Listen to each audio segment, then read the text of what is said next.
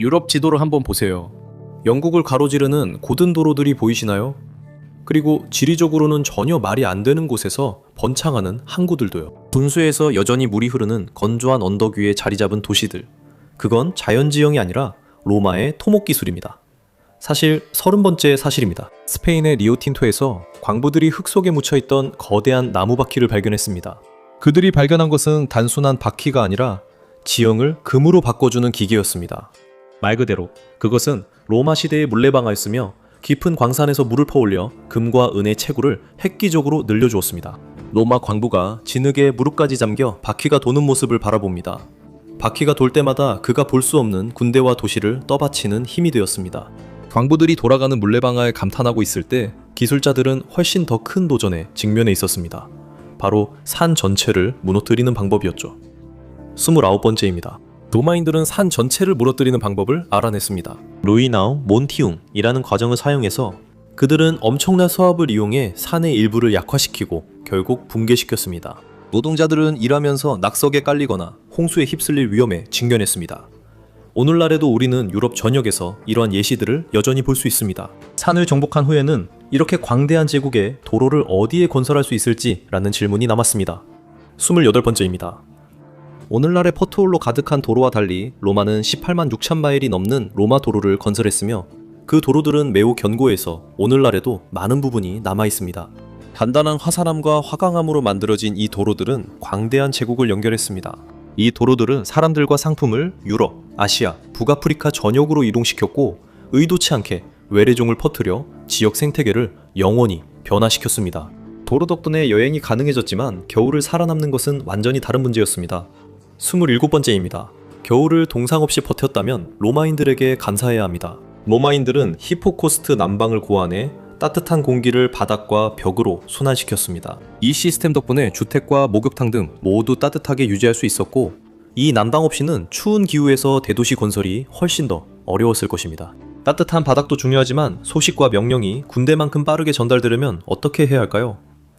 26번 땅을 정복하는 것과 그 땅을 지키는 것은 별개의 문제입니다. 아우구스투스는 영토 연결과 원활한 세금 징수를 위해 로마 제국의 우편 시스템인 쿠루수스 푸블리쿠스를 만들었습니다. 연령 한 명이 하루에 약 50마일을 이동할 수 있었지만 말을 교대로 사용하면 하루에 거의 170마일까지 메시지를 전달할 수 있었습니다. 메시지는 제국 전역을 빠르게 전달할 수 있었지만 도로 자체는 수백 년에 걸친 사용과 재난을 견뎌야 했습니다. 25번입니다. 오프스 카이멘티큐움으로 알려진 로마 콘크리트 덕분에 그들의 많은 건축물과 도로가 아직도 남아있는 것입니다. 그들은 석회와 화산재, 포졸라나 물, 그리고 기타 재료를 섞어서 놀라울 정도로 내구성이 뛰어난 건축 자재를 만들었습니다. 석회 덕분에 이 재료는 스스로 치유되는 성질을 갖게 됐습니다. 균열은 수십 년에 걸쳐 저절로 메워졌고 이는 현대 엔지니어들도 감탄하는 업적입니다. 이런 시스템 중 하나는 지금도 조용히 도시를 움직이고 있습니다. 먼저 구독 버튼을 눌러주세요. 로마는 하루아침에 세워지지 않았고 이 채널도 마찬가지입니다. 엔지니어들이 건물을 지탱하는 동안 농부들은 또 다른 전쟁, 즉 토양과의 싸움을 벌이고 있었습니다. 24번입니다. 에라트룸은 철끝이 달린 쟁기로 토양 경작을 크게 개선했습니다. 로마인들은 이 쟁기로 더 넓은 땅을 적은 노동력으로 효율적으로 경작할 수 있었습니다. 이로 인해 로마 인구뿐만 아니라 이후에 같은 기술을 사용한 모든 문명의 인구도 번성할 수 있었습니다. 비옥한 들판이 사람들을 먹여 살렸지만 그 곡물을 많은 사람들을 위한 빵으로 바꿀 누군가가 필요했습니다. 23번입니다. 프랑스 바르비갈에서 고고학자들은 16개의 물레방아로 이루어진 로마 시대 복합단지를 발견했는데 이는 아마도 세계 최초의 대형 공장일 것입니다. 최전성기에는 하루에 2만 7천 명을 먹일 만큼의 밀가루를 생산했습니다. 이것은 단순한 마을 방앗간이 아니라 도시 전체를 먹여 살리는 산업단지였습니다. 하지만 이렇게 번성한 도시들을 유지하기 위한 물은 어디에서 왔을까요? 22번입니다. 로마인들은 도시의 물 공급 방식을 혁신했을 뿐만 아니라 오직 중력만을 이용해서 불가능해 보이는 지형을 가로지르는 경사진 수로로 물을 운반했습니다. 로마 시민들은 원래 존재할 수 없는 도시, 즉 건조한 언덕 위에 자리 잡은 도시에서도 살 수 있었는데 멀리 떨어진 곳에서 물이 흘러와 분수, 목욕탕, 저수조에 공급되었기 때문입니다. 아쿠아비르고는 오늘날에도 여전히 흐르고 있으며 로마와 트레비 분수까지 물을 공급하고 있습니다. 이는 대담한 공학이 어떻게 지도를 바꿨는지를 상기시켜줍니다. 우리 언덕을 오를 수 있다면 로마인들은 또 무엇을 옮길 수 있을지 궁금해하며 호수 전체도 옮길 수 있다고 생각했습니다. 21번, 로마인들은 대규모로 호수를 말렸습니다. 서기 1세기 그들은 푸치네 호수의 수위를 낮춰 홍수를 막고 그곳에 서식하던 말라리아를 퍼뜨리는 모기를 없애려 했습니다. 그들은 물을 빼내기 위해 약간 경사진 긴 터널을 만들어 이 작업을 해냈습니다. 몇 세기 전에는 신탁이 물이 남아있는 한 전쟁에서 이길 수 없다고 했기 때문에 알바노 호수의 물을 빼냈습니다. 실용성은 조금 떨어지지만 여전히 인상적입니다. 홍수를 통제하게 되면서 도시들은 말 그대로 더 높이 성장할 수 있었습니다. 20번, 아파트입니다. 맞아요. 로마인들이 아파트, 즉 인슐라에를 발명했습니다. 1층에는 상점이 있었고 그 위층에 사람들이 살았습니다. 하지만 그 당시에는 높은 층이 고급 펜트하우스가 아니었습니다. 계단을 오르는 게 힘들었기 때문에 높은 층은 주로 가난한 주민들을 위한 곳이었습니다. 그래도 이런 고밀도 주거 방식은 도시 건축에 혁신을 가져왔고 도시가 위로 성장하며 수백만 명을 수용할 수 있게 했습니다. 사람들을 건물에 쌓는 것은 도시를 조직하는 방법 중 하나고 지식을 쌓는 것도 또 다른 방법입니다. 19번입니다.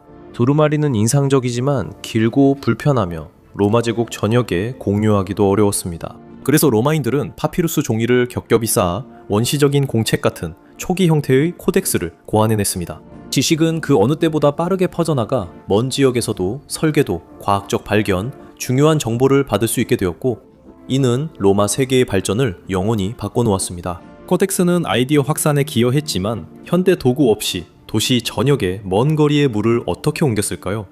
18번입니다. 로마의 거의 모든 공합적 업적, 특히 수도교는 코로바테스 없이는 불가능했을 것입니다. 20피트 길이 테이블에 추와 수평계가 달려있어 측량사들이 정확히 경사를 측정했고 덕분에 물이 수마일에 걸쳐 원활히 흐를 수 있었습니다. 정사가 조금만 잘못돼도 로마는 물을 얻지 못합니다. 물이 없으면 도시도 없습니다. 측량사는 물이 흐르게 했고 군인은 도시가 살아남도록 했습니다. 17번입니다. 글라디우스 검. 이 짧고 양날이 있는 검은 군인들이 밀집된 대형을 유지하면서도 정밀하게 치명적인 찌르기를 할 수 있게 해줍니다. 로마인들은 글라디우스 검으로 전장에서 우위를 점하며 유라시아의 광대한 지역을 정복했고 역사의 흐름을 바꿨습니다. 무기가 제국을 지켰다면 위생은 생명을 지켰습니다. 16번째입니다. 홍수나 콜레라로 죽고 싶지 않은 사람들에게는 훌륭한 발전이었고 오늘날까지도 우리 도시의 거리와 땅을 비교적 깨끗하게 유지해주는 혁신입니다. 로마는 언덕들로 둘러싸여 있습니다. 클로아카 막시마는 자주 도시를 범람시키던 빗물과 폐수를 배수하여 로마를 살기 좋은 곳으로 만들었습니다. 오늘날에도 여전히 포름의 물을 배수하고 있습니다. 배수시설로 거리는 깨끗했지만 시민들에게 정보 전달은 또 다른 도전이었습니다. 15번입니다. 케이블 뉴스 이전에는 데일리 엑츠, 즉 아타 디우르나가 있었습니다. 로마인들은 군사적 승리, 정치적 침략, 그리고 선전이 뒤섞인 일위 소식을 발표했는데 이는 오늘날의 언론과 거의 비슷했습니다. 데일리 엑츠는 군사작전을 시민 대다수의 지지를 받으며 계속 진행하는데 매우 중요한 역할을 했습니다. 말이 사람의 생각을 바꿀 수 있다면 재료는 제국 자체를 형성했습니다. 14번 오푸스 시그나눔. 로마인들은 방수 재료를 혁신하여 지구상에서 가장 내구성이 뛰어난 구조물들을 만들었습니다. 오푸스 시그나눔은 시멘트와 부서진 테라코타로 만들어졌으며 물이 새지 않도록 하여 수도교가 제대로 작동하도록 했습니다. 이것은 배관의 발명으로 이어지는데 도움을 주었습니다. 콘크리트는 물을 가두는 역할을 했지만 땅은 사람들을 먹여 살릴 농작물을 생산해야 했습니다. 13번 로마인들은 쟁기에 콜터라는 도구를 부착하여 북유럽의 농업에 혁신을 가져왔습니다. 제국이 북쪽으로 확장되었을 때 그들은 지중해식 쟁기가 그 지역의 무겁고 끈적한 토양을 감당할 수 없다는 것을 깨달았습니다. 쟁기 앞에 장착된 수직 칼날인 콜터는 잔디, 뿌리, 두꺼운 흙을 깊이 잘라냈습니다. 갈리아의 농부들은 콜터가 뿌리와 단단한 흙을 가르며 불가능해 보였던 들판을 비옥한 땅으로 바꾸는 모습을 감탄하며 지켜볼 수 있었습니다. 제국이 있다면 적도 생기기 마련입니다. 12번째 코르부스는 로마가 카르타고를 상대로 전세를 뒤집는데 중요한 역할을 한 뾰족한 스파이크가 달린 승선 다리입니다. 로마는 아직 해상 전투에 능숙하지 않았지만 카르타고는 바다를 지배하고 있었습니다. 로마 선원들은 코르부스를 이용해 적의 갑판으로 뛰어올라 해상 전투를 백병전으로 바꿨습니다. 가까이에서 싸울 때 로마가 우위를 점했죠. 로마는 포에니 전쟁 승리로 역사를 바꿨습니다. 이렇게 거대한 제국에서 어떻게 길을 찾았을까요? 11번째 이야기입니다. 각 장소 간의 거리를 모른다면 아무리 거대한 도로망이 있어도 별 의미가 없습니다. 로마 도로에는 이정표와 황금 이정표인 밀리아리움 아우레움이 세워져 여행자들이 로마에서의 거리를 쉽게 알 수 있었습니다. 이 덕분에 로마의 도로망 전체를 정확하게 지도에 그릴 수 있게 되었습니다. 길을 아는 것과는 별개로 때로는 여행을 가능하게 하려면 직접 항구를 만들어야 할 때도 있습니다. 10번입니다. 로마는 주로 자연 항구에 의존하는 대신 원하는 곳마다 인공적인 신수 항구를 직접 건설했습니다.